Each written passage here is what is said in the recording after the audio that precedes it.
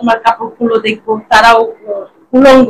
ইলিয়াস হোসেন তখন আমাকে ফোন দিচ্ছিলেন, আমার সাথে তিনবারই উনি ফোন দিচ্ছেন। এখন সেক্স কল গ্রুপ গুলো আছে না, ওই যে উলঙ্গ হয়ে ভিডিও কল দেয়, সেই গ্রুপ গুলো থেকে র্যান্ডমলি আমার ভিডিও কল আসা শুরু হলো। কতগুলো কাটলাম, কতগুলো ধরলাম, ধরার সাথে সাথে যে সমস্ত কথা বলে যে এটা তোমার কাপড়গুলো দেখবো, তারাও উলঙ্গ।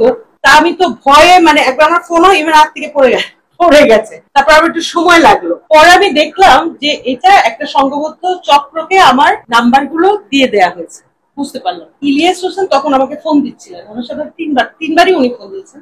তো আমি তখন নাম্বারটা পেয়ে গেলাম, তো তখন আমি টেক্সট দিলাম যে আপনি কি এই কাজ করছেন, এটা বন্ধ করান। তখন উনি বললেন আপনার ফোনটা 20 মিনিট কমপ্লিটলি বন্ধ করে দেন। আমি ফোনটা 20 মিনিট কমপ্লিটলি শাট ডাউন করে দিলাম। তারপরে 20 মিনিট পরে খুললাম যে তাহলে উনি জানেন এই সমস্ত, তো বন্ধ হয় নাই। হ্যাঁ, আবার 1-1.5 ঘন্টা পরে আবার শুরু হয়েছে। তখন আমি আবার লিখলাম যে না, আমি ফোন বন্ধ করছি, বন্ধ হয় নাই, এটা এখন আপনি বন্ধ করেন। তখন উনি আপুতে আসলো যে আপু আমি এসব কাজ করি না, তখন আমি এসব বুঝি না, আপনি একটা মিথ্যা কথা লিখেছেন, আপনি আরো 10টা মিথ্যা কাজ করতে পারেন, আপনি এটা বন্ধ করান। তখন উনি কি কি যেন বললো যে আমি কয়েকটা নাম্বার টাম্বার পাঠালাম, এই সেই।